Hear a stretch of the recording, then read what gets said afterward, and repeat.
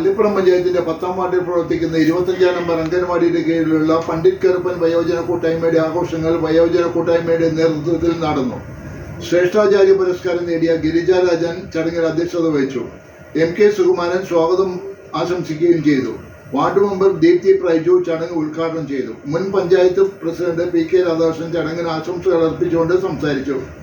Usha TM കൃതജ്ഞത പറഞ്ഞു. തുടർന്ന് ചാലാക്കൽ മെഡിക്കൽ കോളേജിലെ കമ്മ്യൂണിറ്റി മെഡിസിൻ വിഭാഗത്തിലെ ഡോക്ടർ അജോ പോൾ ദൈനംദിന ശാരീരിക രോഗങ്ങളെക്കുറിച്ചുള്ള ചോദ്യങ്ങൾക്കുള്ള മറുപടി വളരെ ലളിത രീതിയിൽ വയോജനങ്ങൾക്ക് പറഞ്ഞു കൊടുത്തു. ഈ വയോജന കൂട്ടായ്മയിൽ ഏറ്റവും പ്രായം കൂടിയ വധൂവരന്മാരായ അഗസ്റ്റിൻ കൈതാറിനെയും ട്രീസ ബേബി ടീച്ചറെയും ആദരിക്കുകയും ചെയ്തു. എല്ലാ ദിവസവും ഇതേ ദിവസം പോലെ തന്നെ കാണണം, അതേ പ്രയോറിറ്റിയോടുകൂടി തന്നെ എല്ലാവരെയും നമ്മൾ നോക്കണം എന്ന് മാത്രം പറയാണ്. കൂടാതെ വയോജനങ്ങളുടെ ഒരു കൂട്ടായ്മ, അത് അവരുടെ ഒരു എന്താ പറയുക, അവർക്ക് നേരെ ഉണ്ടാവുന്ന എല്ലാ അതിക്രമങ്ങൾക്കും അല്ലെങ്കിൽ അവർക്കൊരു മാനസിക ഉല്ലാസത്തിനും സന്തോഷത്തിനൊക്കെ വേണ്ടിയിട്ടാണ് നമ്മൾ വയോജന കൂട്ടായ്മ ഉണ്ടാക്കിയെടുത്തത്. അത് ആ രീതിയിൽ തന്നെ ഒരു പരിധിവരെയൊക്കെ പോകുന്നുണ്ടെങ്കിലും കുറേ എല്ലാവരും നടക്കാതെയും പോകുന്നുണ്ട്. കാരണം ഒരു കൂട്ടായ്മയുടെ ശക്തി എപ്പോഴും എന്താണ്, അതിൽ പങ്കെടുക്കുന്ന ആളുകളുടെ പങ്കാളിത്തമാണ്. നമ്മളെപ്പോഴും കൂട്ടായിട്ട് നിന്ന് പ്രയത്നിച്ചാലാണ് എന്തൊരു കാര്യത്തിനും ബലം ഉണ്ടാവുക, അതിനൊരു എന്താ പറയുക ദൃഢതയുണ്ടാവുക. നമ്മളൊരു ബിൽഡിങ് പണിയുമ്പോൾ അതിൽ ചേർക്കുന്ന സിമെൻറ്റും കട്ടയും മണ്ണും എല്ലാം പോലെ തന്നെയാണ് നമ്മൾ ഓരോരുത്തരും ഒരു സംഘടനയിലെ എല്ലാ അംഗങ്ങളും കൂടി ചേർന്നാലാണ് ആ സംഘടനയ്ക്ക് ഒരു ശക്തി ഉണ്ടാവുക. ആ ശക്തി ഇവിടുത്തെ സംഘടനയ്ക്ക് ഉണ്ടെന്നുള്ളതാണ്. കാരണം കുറച്ചു പേരൊക്കെ പോയിട്ടുണ്ട്, എന്നാലും സമയം ഓരോരുത്തരായിട്ട് എത്തിക്കൊണ്ടിരിക്കുന്നു. ഇവിടെ മീറ്റിംഗ് കൂടുമ്പോഴാണെങ്കിലും കൃത്യമായി കറക്റ്റായിട്ട് മീറ്റിംഗ് കൂടുന്ന ഒരു വയോജന കൂട്ടായ്മ കൂടിയാണ്. അതുപോലെ തന്നെ വയോജനങ്ങൾക്ക് പ്രയോജനപരമാവുന്ന ഒരുപാട് ക്ലാസ്സുകളും ക്യാമ്പുകളും ഒക്കെ നമ്മൾ സംഘടിപ്പിക്കാറുണ്ട്. അതെല്ലാം തന്നെ ഈ വയോജന കൂട്ടായ്മയുടെ ഒരു പ്രത്യേകത തന്നെയാണ്. എല്ലാവിധ ആശംസകളും നേർന്നതോടൊപ്പം, കാരണം ഒരുപാടൊന്നും നീട്ടുന്നില്ല, കാരണം നിങ്ങൾക്ക് ഒരുപാട് പ്രയോജനകരമാകുന്ന ഒരു ക്ലാസ് തരാൻ വേണ്ടിയിട്ട് ഇവിടെ ഡോക്ടർ റെഡി ആയിട്ടിരിക്കണേണ്. എല്ലാവരും അക്ഷമരായിട്ട് അതിരുന്ന് കേൾക്കണം.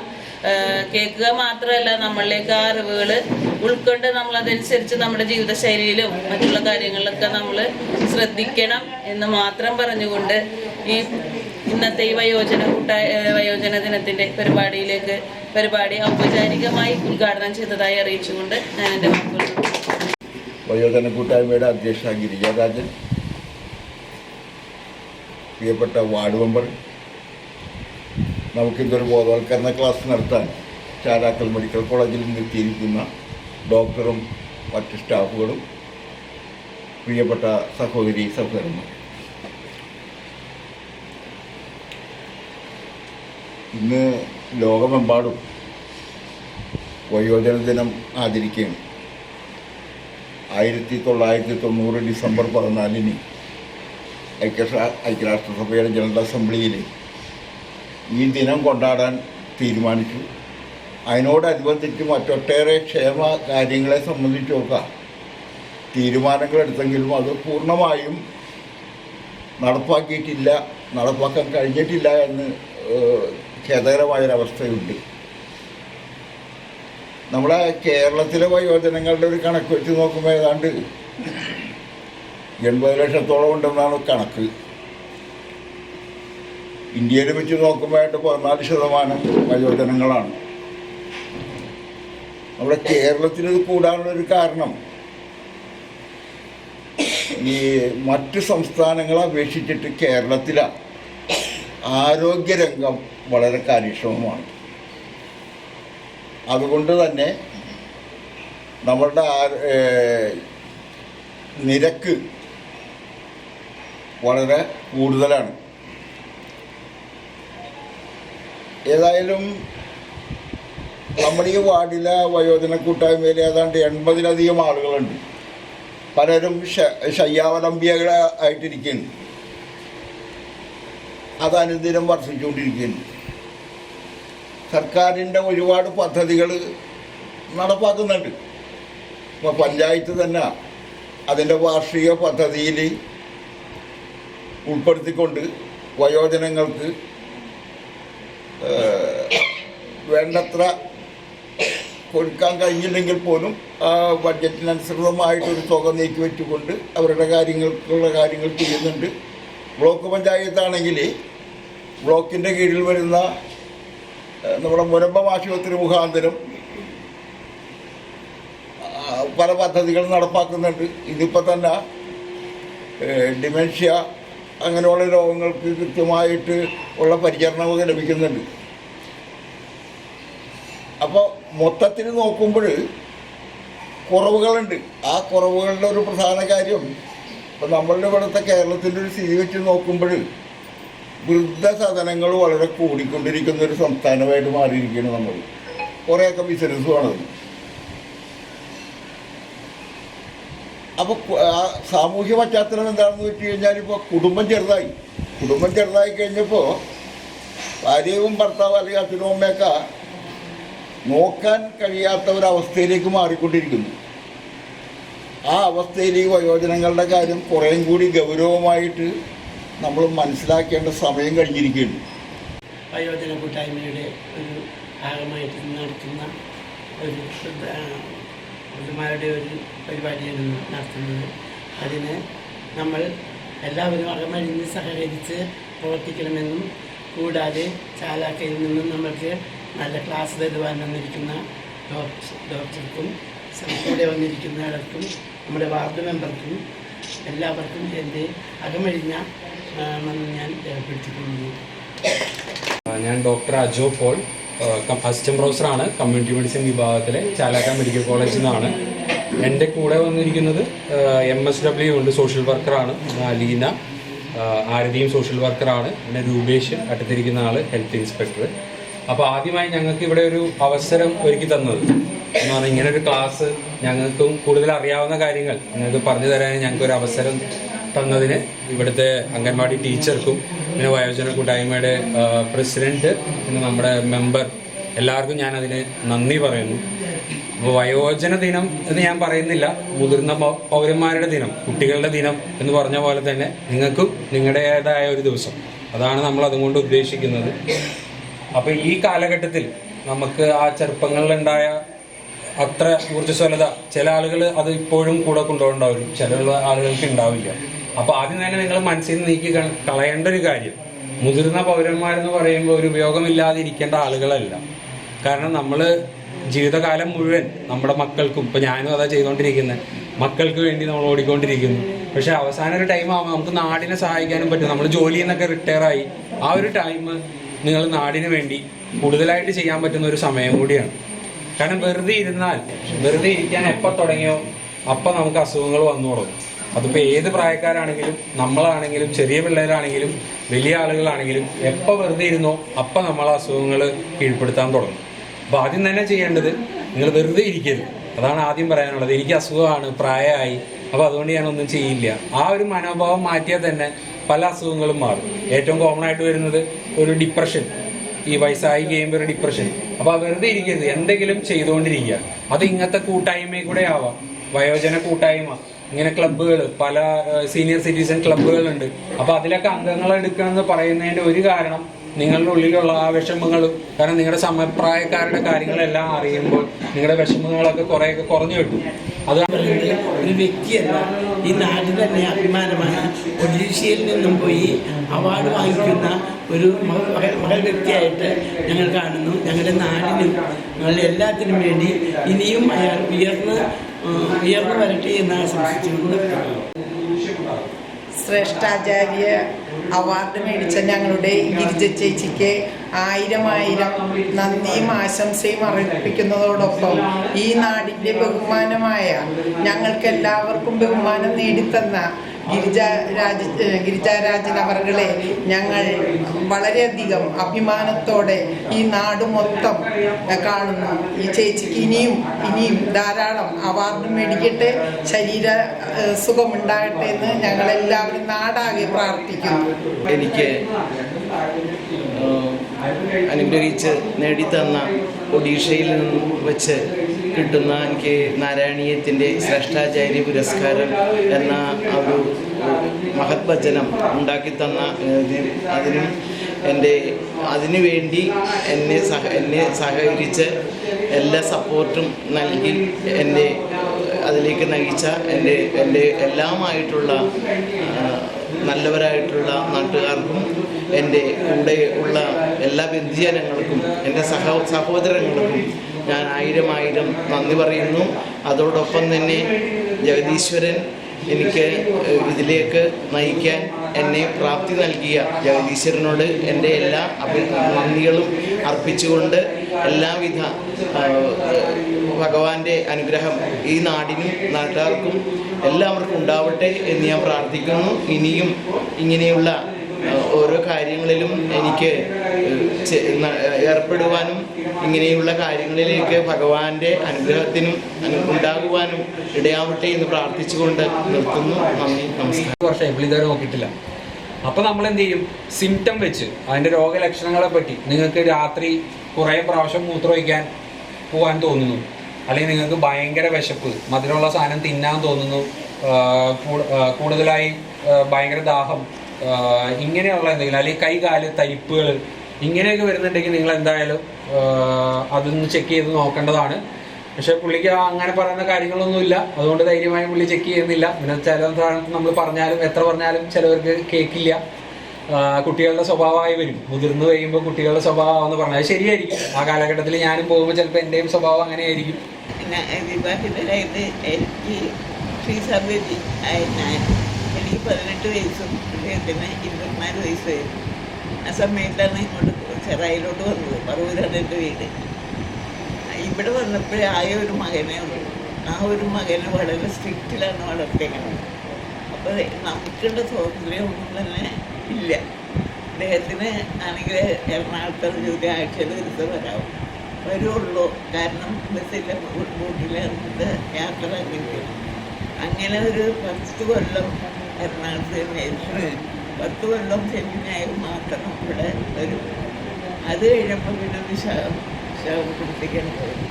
വിശാഖപട്ടണത്ത് പോയിട്ട് ഒരു 3 കൊല്ലം അവിടെ കഴിച്ചു. 4 കൊല്ലം. അപ്പോഴും അപ്പനും അമ്മേനെ ഞാൻ നോക്കിയത്. എനിക്ക് അതിനിടയ്ക്ക് എൻ്റെ അപ്പന് എന്നെ പഠിക്കുന്നൊരാഗ്രഹം.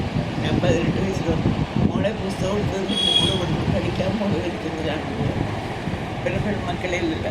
അങ്ങനെ എന്നെ പഠിപ്പിച്ച് ഇവിടുത്തെ അപ്പലാണ് എന്നെ പഠിപ്പിച്ചത്. CTC ഇട്ട് എനിക്ക് ജോലിയും കിട്ടി. അപ്പോൾ ആ ജോലി കൊണ്ട് എനിക്ക് സുഖമായിട്ട് എൻ്റെ കാര്യങ്ങൾ നടത്താൻ എനിക്ക് അനുവാദം കിട്ടി. പക്ഷേ ശമ്പളം കൊണ്ട് അപ്പൻ കൊടുത്തോളണം. അപ്പൻ വളരെ സ്നേഹമുള്ള ഒരു അപ്പനായിരുന്നു. അമ്മയതെ ഒരു പാവപ്പെട്ട അമ്മയായിരുന്നു. അങ്ങനെ ഞങ്ങൾ ഇവരൊരു 3-4 കൊല്ലം വിശാഖപട്ടണത്തിൽ കഴിഞ്ഞിട്ട് തിരിച്ചു വന്നിട്ട് പിന്നെ പോയത് രാജസ്ഥാനിലേക്ക് പോയി. അപ്പോഴും നമ്മുടെ ഇവിടെ എനിക്ക് കടമയുണ്ട്. അപ്പനും അമ്മേനെ നോക്കണം, അവരെ നോക്കണം. മക്കളെ 4 അപ്പോൾ എനിക്ക് 4 മക്കളുമായി ഇവിടെ. എനിക്ക് 4 മക്കൾ. മൂത്തത് പോളി, രണ്ടാമത്തെ ജോലി, മൂന്നാമത് ഒരു പെൺകുട്ടി ഡാർലി. ഒരു 11 കൊല്ലം കഴിഞ്ഞിട്ട് ഒരുത്തനും കൂടി ഉണ്ടായി, അത് ജോലി. അങ്ങനെ 4 മക്കളും ഉണ്ടായി. പക്ഷേ ഇവരെയൊക്കെ കൺട്രോൾ ചെയ്യുന്നത് മക്കളെ നോക്കണം, അമ്മയെ നോക്കുന്നതൊക്കെ എൻ്റെ ചുമതല. എന്നെ നന്നായിട്ട് നോക്കി. അത് എൻ്റെ മനസ്സാക്ഷിക്കനുസരിച്ച് ഞാൻ നോക്കിയത് കൊണ്ട് എനിക്ക് എൻ്റെ ആൺമക്കൾ കല്യാണം കഴിച്ച കുട്ടികളൊക്കെ നല്ല കുട്ടികളാണ്. മരുമക്കൾ കൂടിയുടെ ഭാര്യ അതെ, ജോലിയുടെ ഭാര്യ അതെ, ഷോളിയുടെ ഭാര്യ അതെ, ഡാർലി മോളുടെ ഹസ്ബൻഡ് നല്ല കുട്ടികളെ എനിക്ക് ചെയ്യുമ്പോൾ അങ്ങനെ ഞങ്ങൾ ഇത്രയും കൊല്ലം ഞങ്ങൾ തമ്മിൽ വഴക്കൊന്നുമില്ല. വഴക്കിടും എന്തെങ്കിലും ചെറിയ കാര്യത്തിൽ അങ്ങോട്ട് കൊണ്ടുപോകുന്ന ഞാൻ കുറച്ച് കഴിയുമ്പോൾ സാറേ എന്ന് പറഞ്ഞ് തരും. നമ്മൾ പെണ്ണുങ്ങളെല്ലാം ഒതുങ്ങുന്നത് ഈ സാറേ എന്ന് പറഞ്ഞിരുന്ന പുള്ളിക്കാരൻ ദേഷ്യവും പോയി എല്ലാം പോയി. അങ്ങനെ ഞങ്ങൾ ഇത്രയും കൊല്ലം ഒരുമിച്ച് ദൈവത്തിൻ്റെ കൊണ്ട് ജീവിക്കാൻ ദൈവം തന്നു. അപ്പോൾ ഈ അംഗൻവാടിയിൽ ഒരു 3 വർഷത്തോളം ഞങ്ങൾ ഉണ്ടായിരുന്നു. ഈ പെൻഷൻ പറ്റിയിട്ട് ഉണ്ടായിരുന്നു. അവിടെയുള്ള എല്ലാവർക്കും എന്നെ ഇഷ്ടമാണ്. കാരണം എന്ന് വെച്ചാൽ ടീച്ചർ ഏത് സ്കൂളിലാണ് പഠിപ്പിച്ചിരുന്നത്? ഞാൻ ആദ്യം സെൻറ്റ് ജെർമൻസിൽ പഠിപ്പിച്ച്, അത് കഴിഞ്ഞിട്ട് സൈഡ് പ്രൊമോഷനിൽ സെൻട്രൽ ഓഫീസിലേക്ക് പോകും. അവിടെ വെച്ചിട്ടാണ് റിട്ടയർ ചെയ്തത്.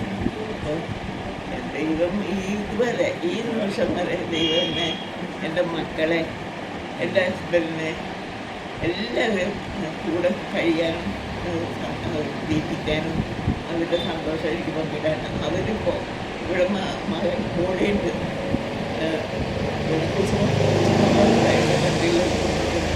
കുസുമം നന്നായിട്ട് ഇപ്പോഴത്തെ കാലത്ത് മരുമക്കൾ നോക്കൂല അമ്മായിമ്മല്ല. പക്ഷേ എൻ്റെ മക്കൾ, എൻ്റെ ബോഡി, എൻ്റെ കുസുമം നന്നായിട്ട് സമയങ്ങളിൽ ഭക്ഷണം പിടിക്കുകയും ഒക്കെ ചെയ്യേണ്ട എല്ലാത്തിനും അവർ വിഷമവും. അങ്ങനെ ഇന്ന് വരെ ദൈവത്തിൻ്റെ പരിപാലനം എനിക്കും എൻ്റെ കുടുംബത്തിനും ദൈവത്തിന് നന്ദി പറയുന്നു. അതേസമയത്ത് ഇന്ന് ആദരിക്കാമെന്ന് പറഞ്ഞിട്ട് എനിക്ക് നടക്കാൻ ഈ പാർക്കിൻസ് എന്ന് പറയുന്ന രോഗം പിടിപെട്ടാണ് എനിക്ക്. നടപ്പ് ഒരു പ്രശ്നമായിട്ട് മാറിയിട്ടുണ്ട്. അല്ലെങ്കിൽ ഞാൻ എല്ലാ സ്ഥലത്തും ഓടി കിടക്കുന്നതാണ്. അപ്പോൾ അതിപ്പോൾ ഒരു വലിയ പ്രശ്നമായിട്ട് മാറി. അല്ലെങ്കിൽ ഞാൻ ഇന്ന് അവിടെ വരും, ഞാൻ പ്രസംഗിക്കും, എല്ലാം ചെയ്യുന്നത്. പക്ഷേ ചെയ്യാൻ പറ്റും ഇങ്ങനത്തെ രോഗം കഴിപ്പോൾ.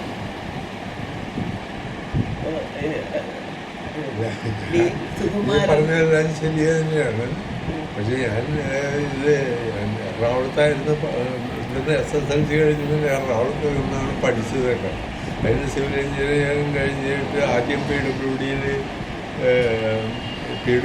അല്ല, ലോക്കൽ ബോഡീസ്, പഞ്ചായത്തിൻ്റെ തന്നെ.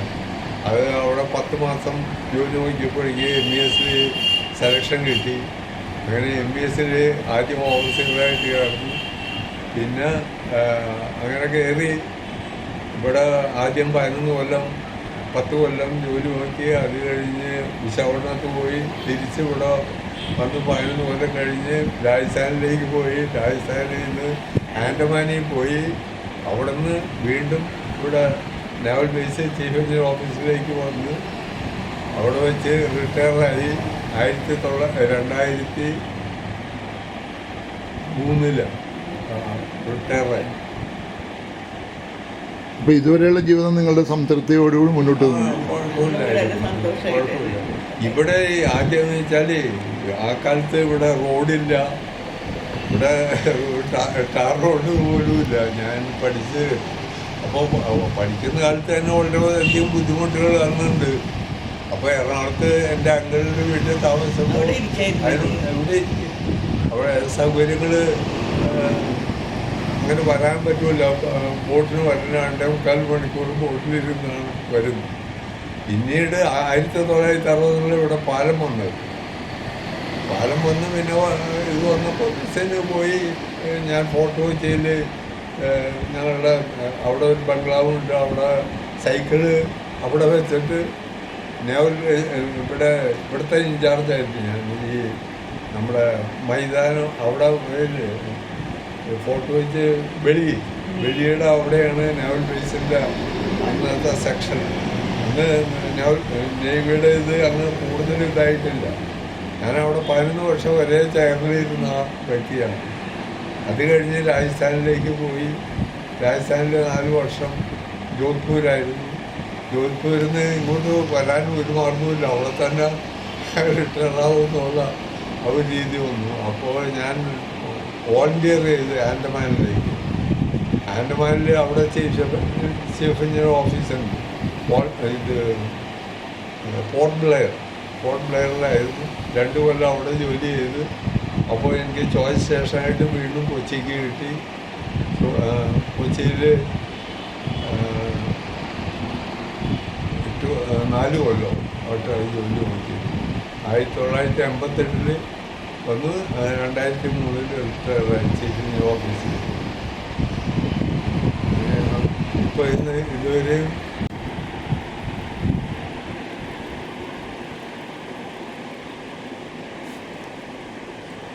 അഗസ്റ്റിൻ സാറും ട്രീസ ടീച്ചറും എനിക്ക് കുറച്ച് നാളത്തെ പരിചയമുള്ളെങ്കിലും വളരെ കൂടുതൽ അടുപ്പമുണ്ട് എനിക്ക് ഇവരായിട്ട്. കാരണം വയോജന കൂട്ടായ്മയിൽ പ്രസിഡൻറ്റിൻ്റെ സ്ഥാനം വഹിച്ചുകൊണ്ട് ടീച്ചർ ഒരുപാട് കാലം ഞങ്ങളുടെ വയോജന കൂട്ടായ്മയിൽ ഉണ്ടായതാണ്. ഒപ്പം അംഗൻവാടിക്ക് വേണ്ടി ഒരുപാട് ഉപകാരങ്ങൾ എപ്പോൾ വന്ന് ചോദിച്ചാലും മനസ്സ് നിറഞ്ഞിട്ടാണ് തരണത്. അത് അംഗൻവാടിക്ക് നല്ലൊരു ഉപകാരമായിരുന്നു. അതുകൂടാതെ വയോജന കൂട്ടായ്മയിൽ ഇപ്പോൾ വയ്യാത്തൊരു കാലത്താണ് ടീച്ചർ ഇപ്പോൾ ഇവിടെ ഇരിപ്പായത്. പക്ഷേ എന്തു വന്ന് ചോദിച്ചാലും നല്ല മനസ്സോടുകൂടി തരാനും ഞങ്ങൾക്ക് നല്ല നിർദ്ദേശവും ഉപദേശവും ഒക്കെ തരാൻ ടീച്ചറും സാറും വളരെയധികം നല്ലതാണ്. ടീച്ചറിനെയും സാറിനെയും ആദരിക്കാനായിട്ടുള്ള അവസരം കിട്ടിയതിൽ ഞങ്ങൾ വളരെ നന്ദി പറയുന്നു.